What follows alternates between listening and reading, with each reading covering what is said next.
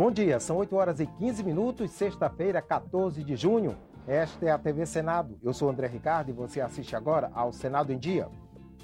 Os senadores vão discutir uma nova proposta para a redistribuição do Fundo de Participação dos Estados. A Comissão de Relações Exteriores decide suspender as votações até que 2 ministros venham ao colegiado. Instalada a comissão que vai modernizar a lei de licitações e contratos, o plenário do Senado homenageia José Bonifácio, o patriarca da independência.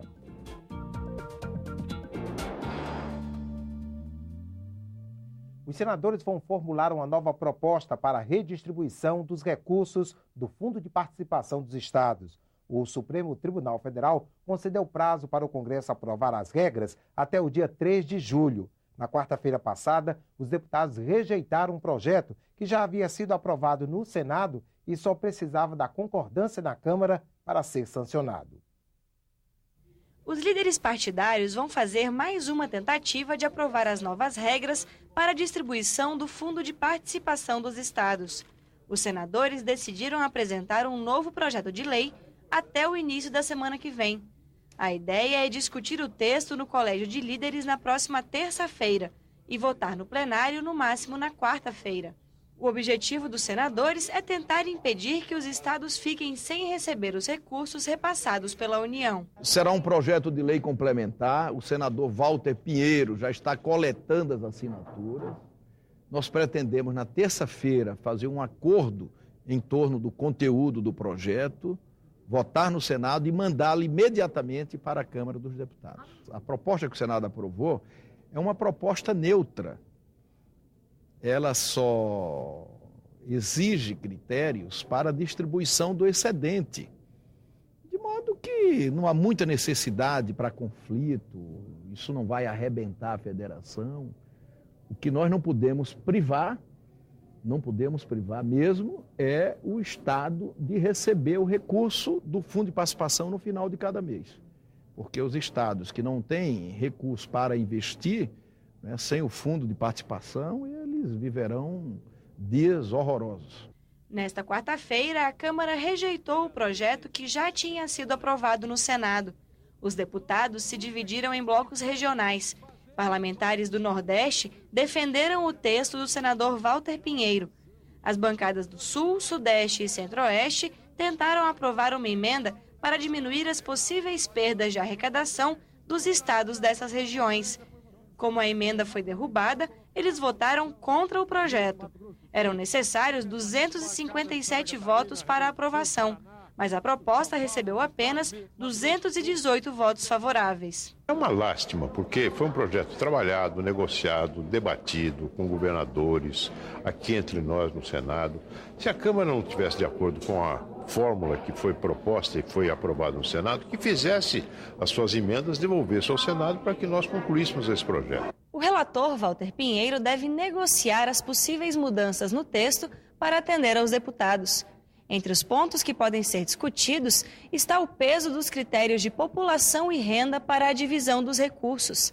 Também pode ser alterado o início das novas regras de distribuição, que passaria de 2015 para 2017. Tem a necessidade de ter um entendimento entre os que defendem o projeto que foi aprovado no Senado, se possível com alguma alteração que possa contemplar a defesa feita por parlamentares da Câmara. Pelo que eu vi na reunião, nenhum de nós tem coragem de pedir mais tempo para o Supremo, né?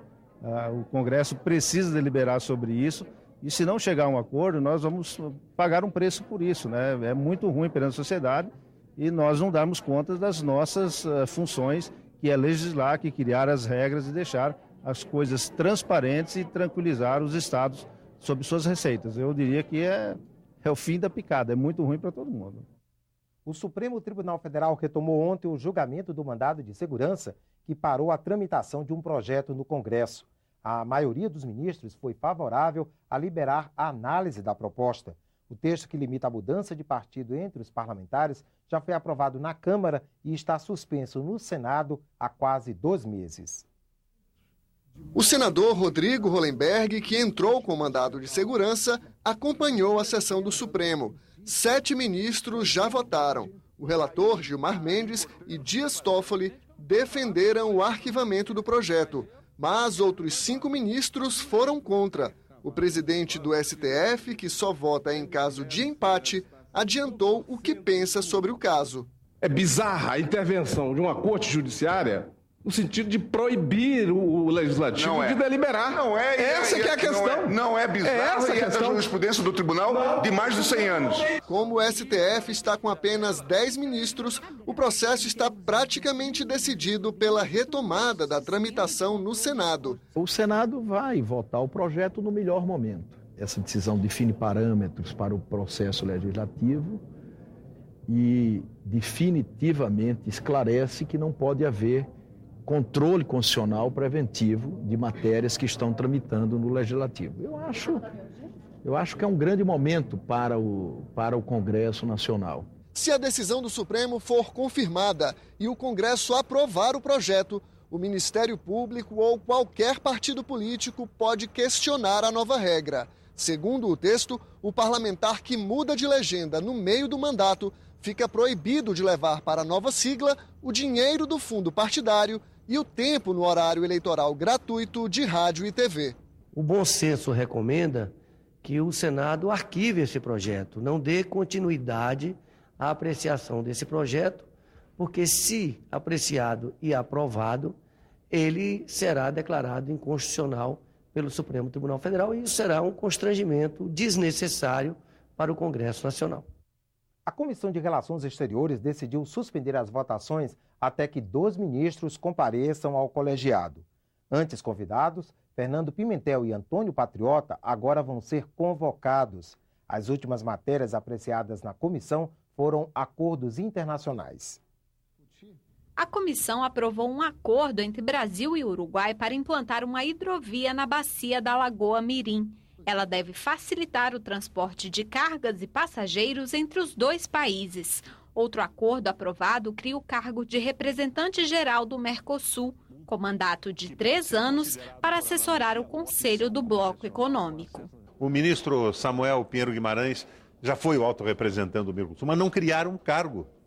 Ele estava exercendo uma posição que não existia, que não estava criada pelo Congresso Nacional. Depois de votados os itens da pauta, o presidente da comissão anunciou: nós vamos então paralisar, vamos então suspender as deliberações dessa comissão por indicação do senador Pedro Simon, se esse for o entendimento de Suas Excelências. Foi um protesto contra 2 ministérios.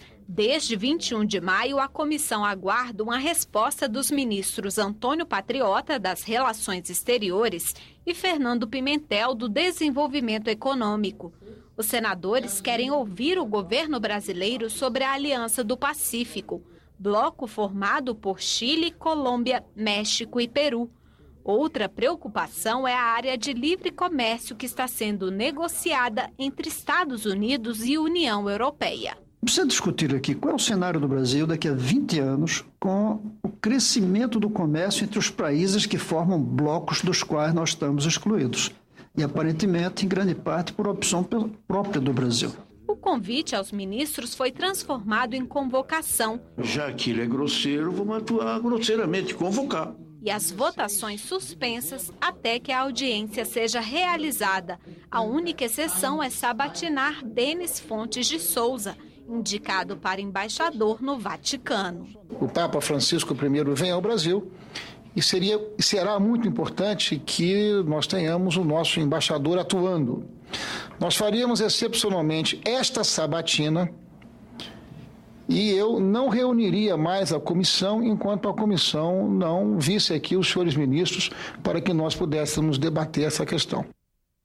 O Ministério das Relações Exteriores não comentou a decisão dos senadores. O Ministério do Desenvolvimento informou que, quando convocado, Fernando Pimentel vai comparecer à comissão. A Comissão de Deputados e Senadores, que trabalha na regulamentação de pontos da Constituição, recebeu ontem 2 propostas dos relatores. Uma delas cria na lei brasileira a figura do crime de terrorismo, com punições severas.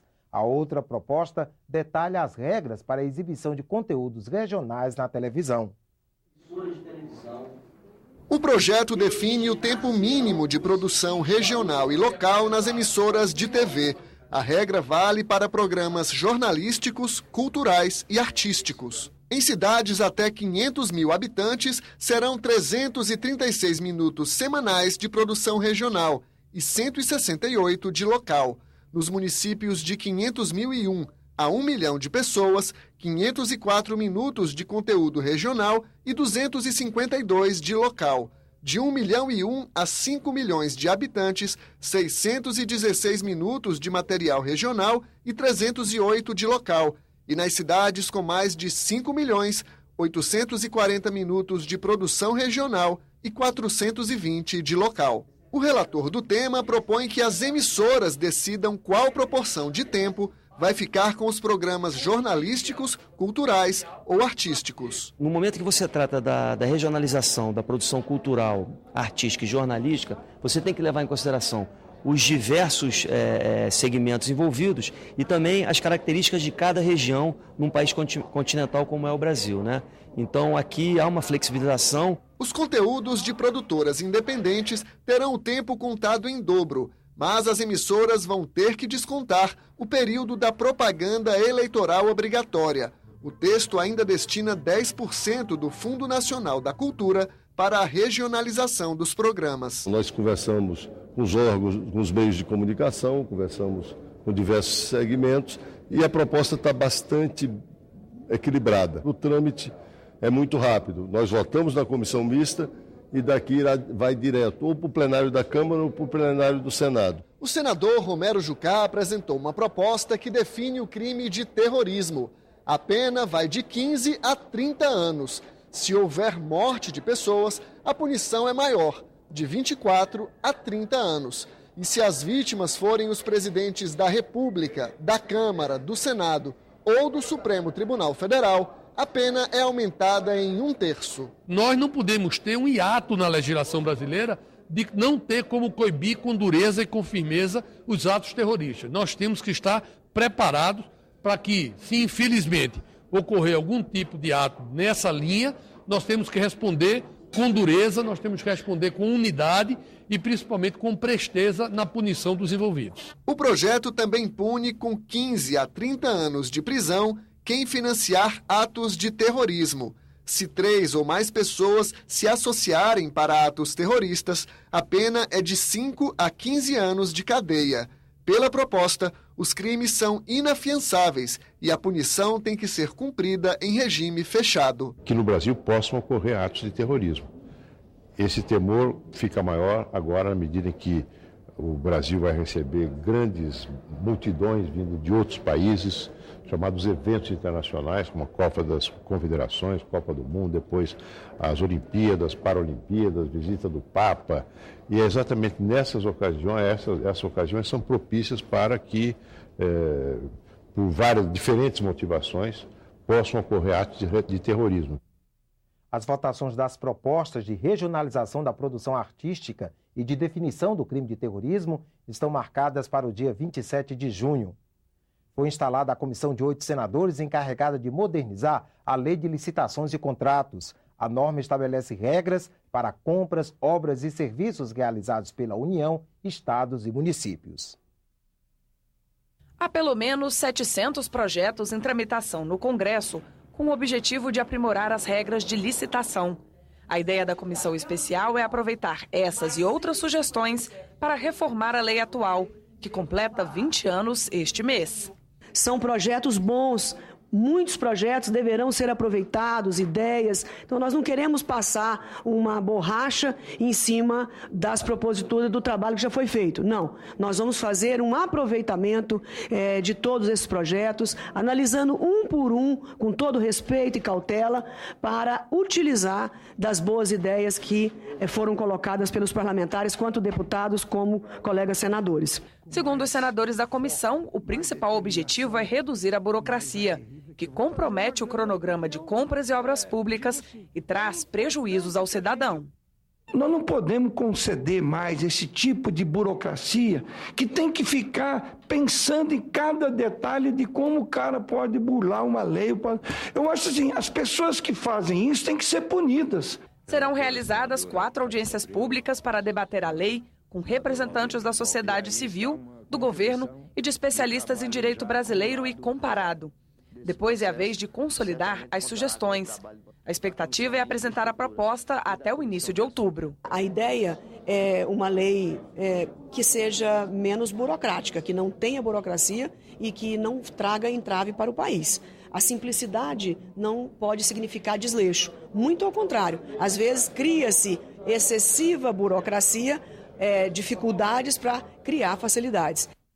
A primeira audiência pública da comissão está marcada para a próxima segunda-feira, às 6 da tarde. Serão ouvidas instituições privadas afetadas pela atual lei das licitações.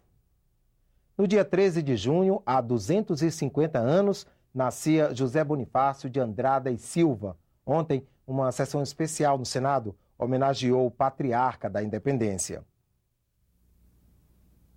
Parlamentares lembraram a importância do brasileiro nascido em Santos para a manutenção do território nacional depois da separação do Brasil de Portugal em 1822. Estadista, fundador da nação, recordamos Bonifácio nestes 250 anos, senhor presidente, senhoras e senhores convidados, de seu nascimento, para melhor enfrentarmos as tarefas e desafios atuais, levando em conta suas indicações de estrategista, de estadista, de chanceler, preocupado com a unidade nacional e a defesa de nossas fronteiras. José Bonifácio foi um dos maiores colaboradores de Dom Pedro I.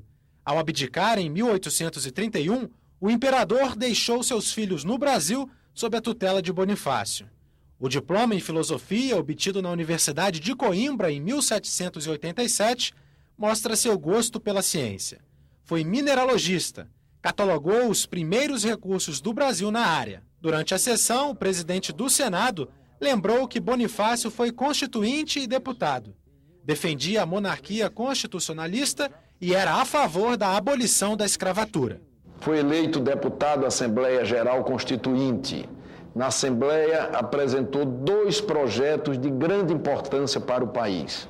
A proposta sobre a integração dos índios na sociedade brasileira e o mais arrojado na época, o projeto sobre a abolição da escravatura e a emancipação gradual dos escravos.